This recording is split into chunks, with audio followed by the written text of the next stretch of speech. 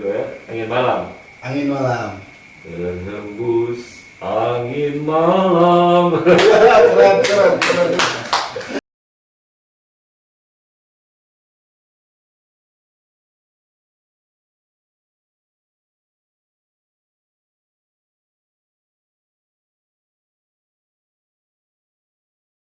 Warahmatullahi wabarakatuh. Selamat malam warga Garut. Sehat selalu. Salam sejahtera. Pada malam ini mendapat tamu istimewa, tidak lain adalah Wakil Bupati Garut, Dr. Helmi Budiman. Selamat malam, Pak Dokter. Pak Wakil Bupati. Assalamualaikum warahmatullahi wabarakatuh. Selamat malam. Selamat malam. Warga Garut, ini tidak asing memang, beliau seorang dokter yang ganteng, seperti di beberapa tulisan saya baik di medsos maupun di harian Garut. Beliau datang ke Garut itu langsung ke daerah Cimari. Beliau menjadi dokter di Puskesmas Cimari, Ciklet, dan tiba-tiba menjadi pengurus partai yang katanya waktu tahun 98 beliau mencalonkan diri sebagai anggota DPRD di Dapil Selatan. Kita tanya, mumpung ada di sini, bagaimana Pak Wakil? Aduh, lebih malu ini Bang ya. Jadi memang ceritanya pada waktu itu ya, kita diminta untuk mencalonkan sebagai anggota DPRD. Yeah. Nah, saya sebenarnya tidak punya bekal apa-apa pada waktu itu.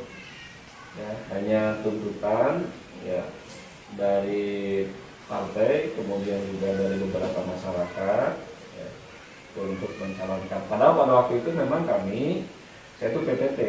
PTT ya? PTT ya. Makanya pas waktu saya daftar itu langsung dipanggil oleh kepala dinas. Gitu.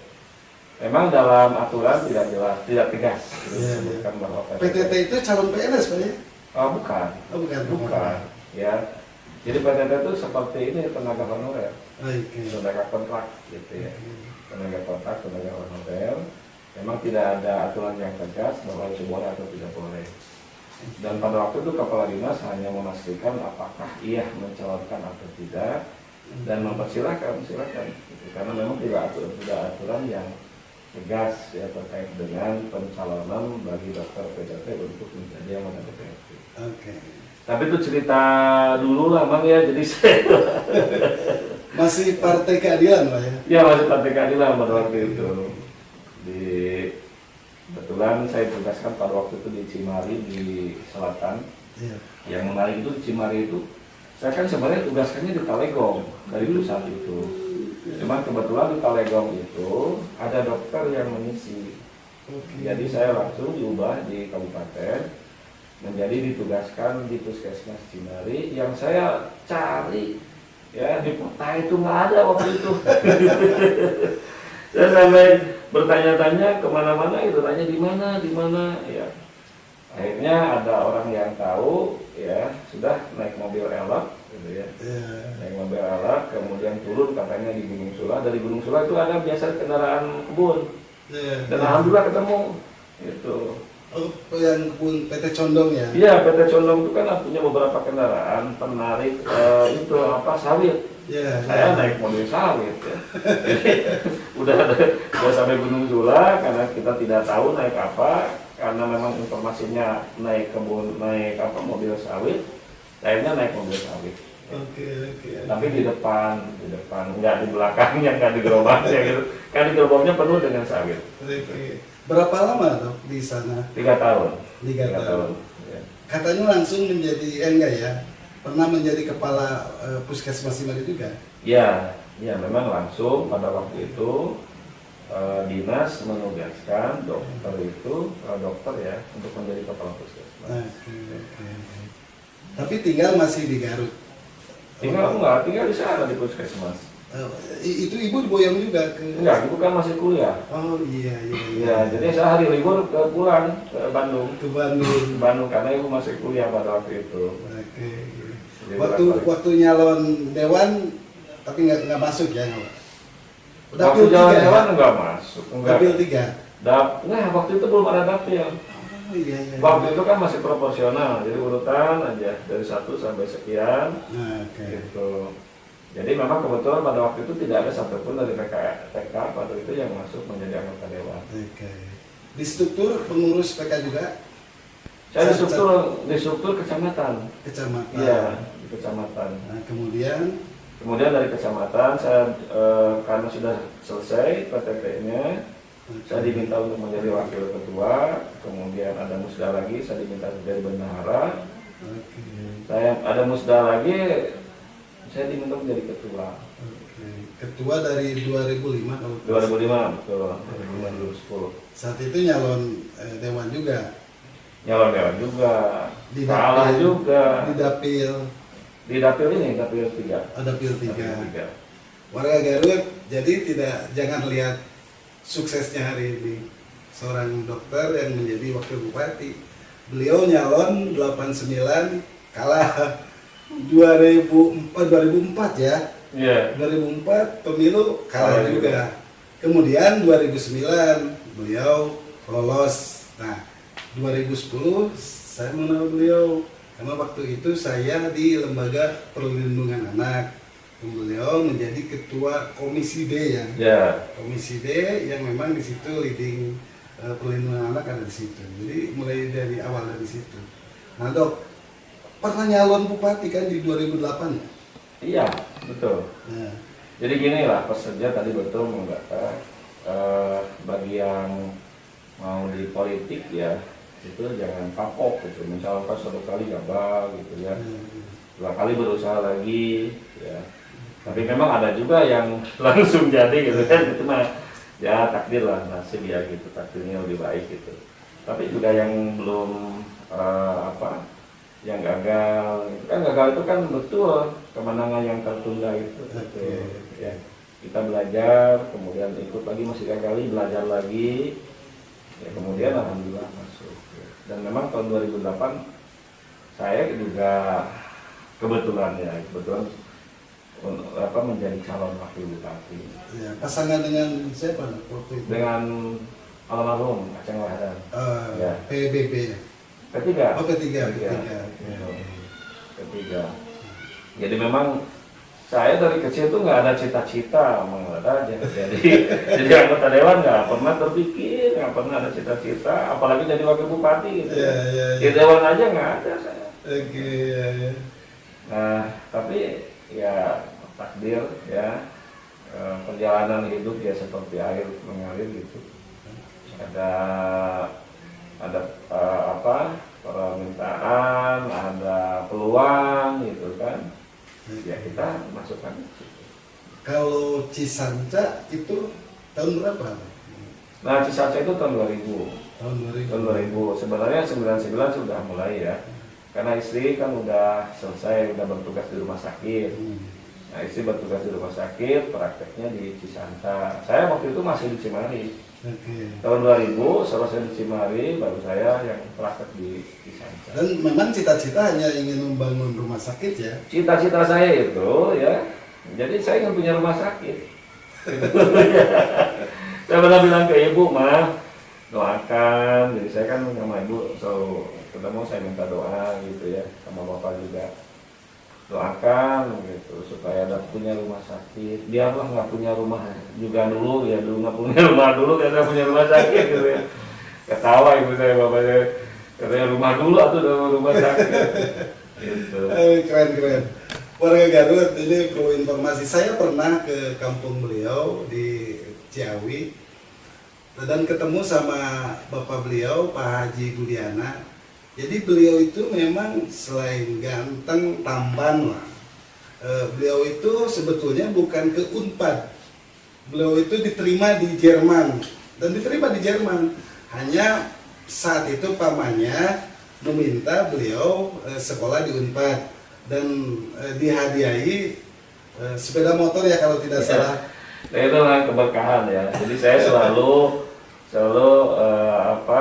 mempertimbangkan keinginan orang tua, ya, keinginan paman. Karena memang yang ngasuh saya itu bukan hanya ibu bapak saya, juga paman-paman saya juga gitu ya. Saya kalau misalkan libur, saya selalu main ke pasar ya, saya ikut jualan ya, ikut manggul gitu. Nah itu paman saya itu ya memang sangat besar jasanya dari kecil ya, memberikan motivasi itu untuk selalu belajar gitu, sehingga saya kalau misalkan beliau udah kamu daripada waktu itu kan ke luar negeri katanya, ya mungkin ya orang tua lah, pemikiran orang tua ya gitu ya. Ya tapi saya mempertimbangkannya bukan pertimbangan tapi karena orang tua menginginkannya di situ, ya kita jalani. Dan nanti juga ibu mah gimana, pak gimana, udahlah ikutin aja katanya, taman ikutin aja. Iya, jadi saya akhirnya saya milih yang bentar. Dan lucu tuh mimpi saya tuh, ada mimpi saya mimpi dikasih buah mangga yang dua-duanya itu ranum gitu ya, gitu, dua mangga. Waktu kuliah dapat beasiswa waktu itu ya? Saya tapi beasiswa dari luar ya, dari luar saya sempat dapat beasiswa, tapi kalau dari kampus saya tidak dapat. Kalau dari luar saya dapat. Sepanjang kuliah ya? Oh enggak, hanya 1 tahun. 1 tahun. Di semester akhir. Enggak, di tingkat 2. Oke. Tingkat 2 saya dapat beasiswa. Dok, ada nggak dokter-dokter lain masuk di politik dan menjadi pejabat, ya jadi kepala daerah atau wakil kepala daerah? Ya sebenarnya banyak ya. Banyak dokter-dokter senior saya, misalkan dokter Herman, itu kan di Banjar itu kan dokter. Dokter Gitu. ya. Ada beberapa, apalagi di Jawa Tengah, ya Jawa Timur ada dokter Aljin, ada dokter. Saya waktu itu ke daerah Jawa Tengah, ada juga dokter anak yang jadi kepala daerah itu wali kota ataupun bupati. Gitu. Di Jawa Barat pun kan Selika itu dokter. Oh yang Karawang ya? Yang Karawang. Memang ada teman-teman kita yang bupati atau wakil bupati, wali kota ataupun wali kota yang memang berbasis dokter atau berbasis kesehatan. Yang sudah sangat dikenal oleh kita ya dokter Herman yang di Banjar, karena dia yang paling duluan kelihatannya ya. Gitu. Kemudian juga di kabupaten-kabupaten yang lain, ya di Karawang, di Kabupaten Bekasi itu dokter. Ya. Pernah juga yang di Cianjur, gitu kan.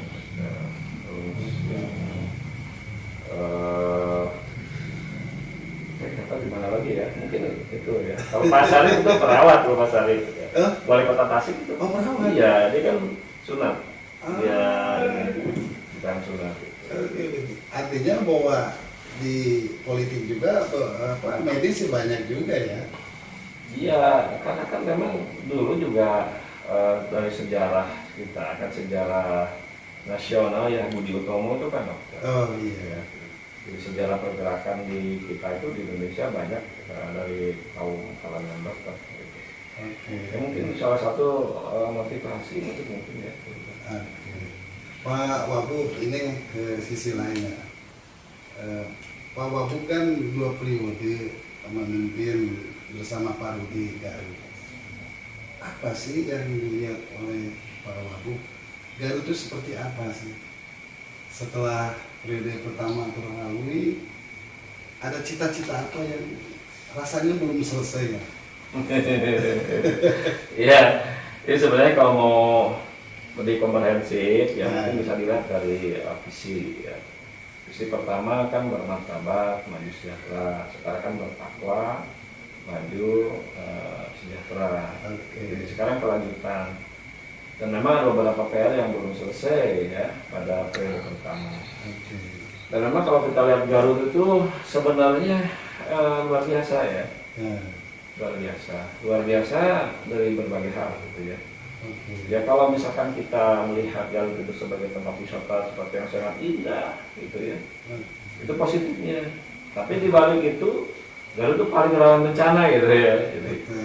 Jadi ada beberapa banyak hal yang di situ memang perlu ketelitian ya, perlu pengalaman di situ.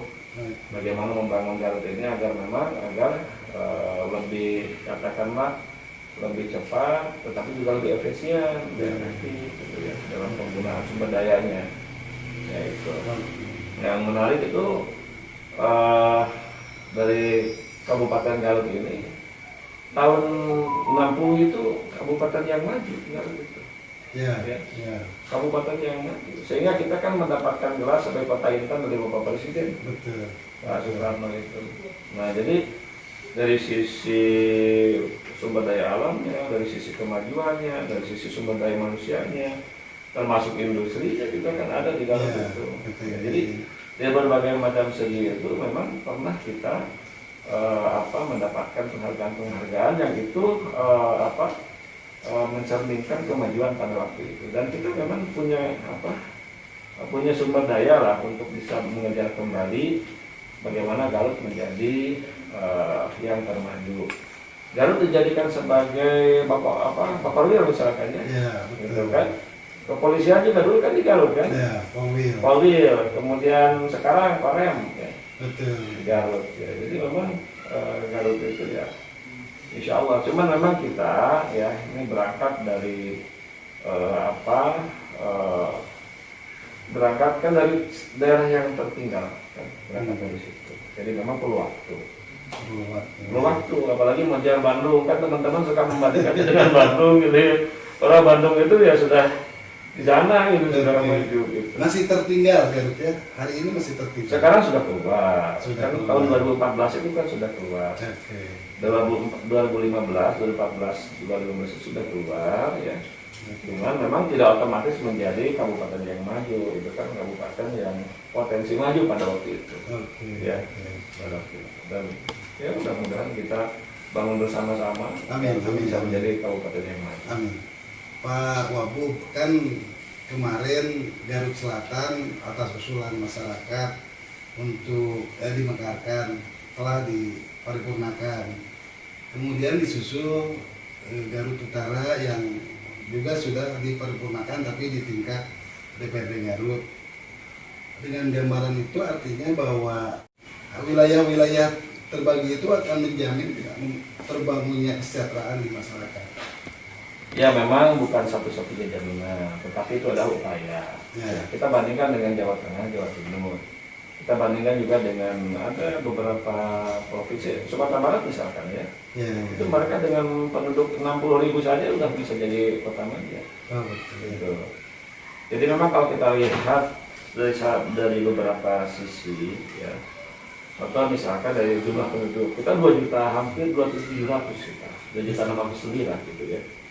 Nah ini kan itu jumlah yang sangat besar ya, untuk dikelola sebagai daerah otonomi kabupaten. Makanya Garut itu sebenarnya kalau kita dibagi 3 saja ya, kalau 900 kan, nah itu sebenarnya udah kabupaten yang ideal. Itu sebenarnya di angka 1 juta satu kabupaten itu. Jadi dibagi 3 itu ideal. Iya, karena ya kita lihat Jawa Tengah itu kan hampir rata-rata 1 juta. Jawa Tengah itu, Jawa Tengah, Jawa Timur itu, dan mereka, saya tahun 80-an, 85, saya kan suka ikut ya ke Jawa Tengah, Jawa Timur karena ikut Bapak dan beberapa karyawan Bapak saya itu berdagang daerah mana, keliling-keliling kampung kan, gitu, kredit lah, lantaskan kredit. Nah itu saya melihat bagaimana pada waktu itu ya, Jawa Tengah dan Jawa Timur. Dan sekarang itu saya main ke Jawa Tengah, Jawa Timur itu luar biasa. Mereka itu meninggalkan kita. Salah satunya adalah karena memang ada banyaknya daerah otonomi di sana.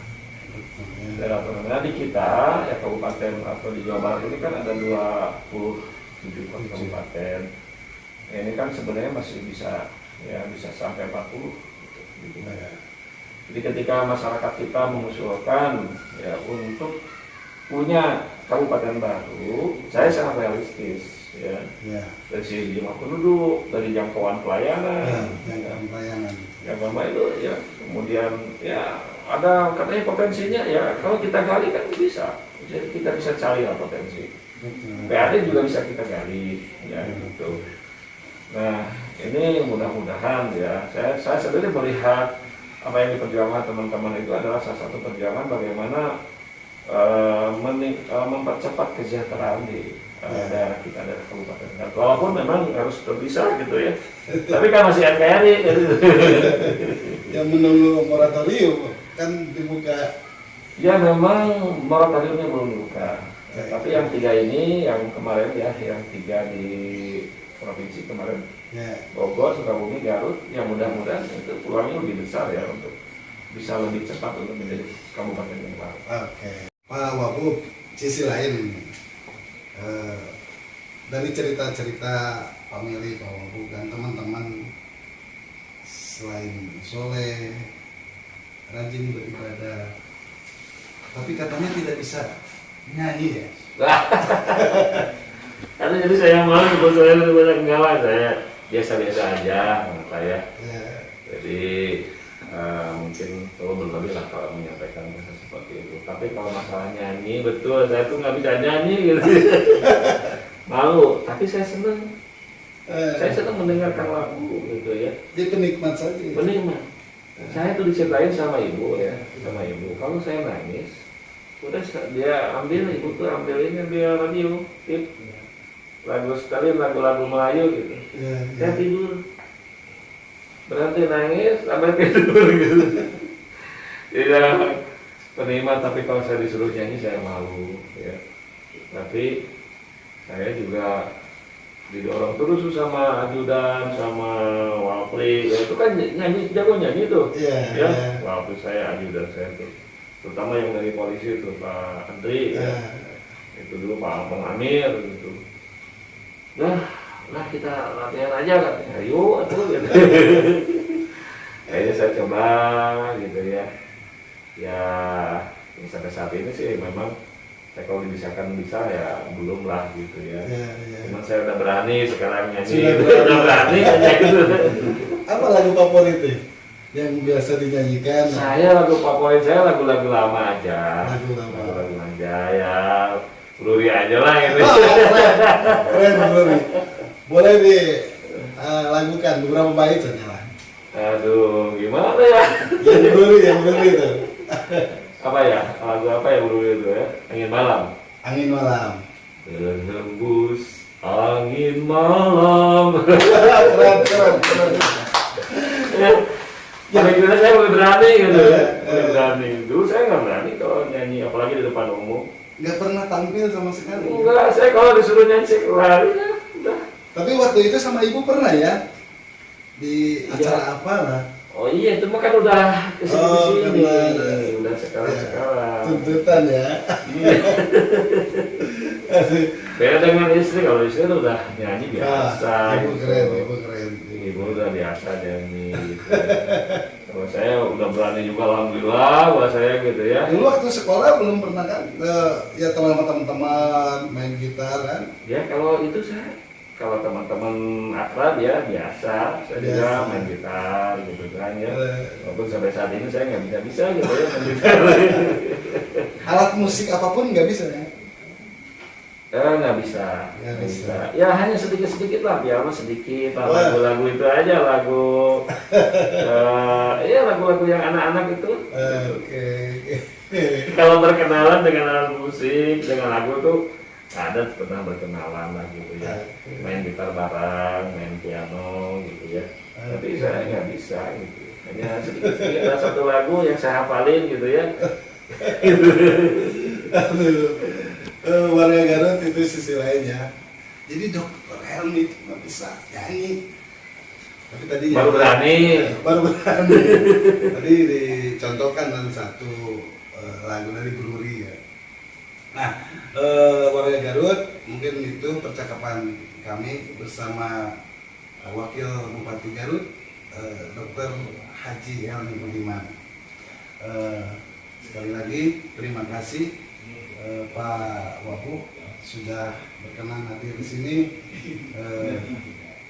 Satu mungkin kata terakhir untuk disampaikan ke masyarakat Garut, apapun baik terkait COVID atau kira-kira pesan apa untuk warga Garut? Mana? Ya, tentu saya berharap dan saya berpesan kepada seluruh masyarakat Garut, karena COVID ini sekarang kita belum ada vaksinnya. Ya, mudah-mudahan bulan Januari atau Maret Pak, kita sudah sesuai dengan rencana yang sudah oleh pemerintah pusat itu. Nah, sebelum itu saya menghimbau, saya mengajak ya pada semua yang di sini juga menonton juga gitu ya, untuk patuh mengikuti protokol kesehatan 3M, memakai masker, menjaga jarak, kemudian mencuci tangan. Jangan lupa menjaga imunitas ya. Jadi kita dengan memakan provitamin, terutama provitamin C ya, kemudian juga dengan berolahraga, memakan makanan yang bergizi seimbang ya, minum yang banyak terutama air hangat ya, kemudian juga istirahat yang cukup. Jangan lupa yang paling penting adalah kita tetap gembira, tetap bahagia ya, karena kegembiraan, kebahagiaan, perasaan optimis itu adalah sebagian besar daripada pertahanan tubuh yang harus kita miliki. Jangan lupa juga ya, kasih tahu teman-teman ya, jangan lupa juga agar bapak kita, ibu kita, anak kita, istri kita, suami kita sama-sama patuh terhadap protokol kesehatan.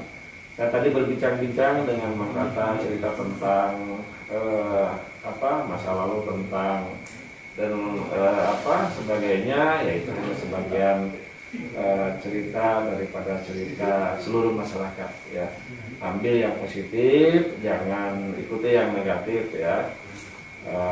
Dan tentu ya, saya mengajak kepada seluruh masyarakat Garut, inilah saatnya kita bersatu, inilah saatnya kita bergandengan tangan ya, untuk menjadikan Garut ini Garut yang bertakwa, maju dan sejahtera, walaupun dalam kondisi apapun, dalam kondisi COVID-19.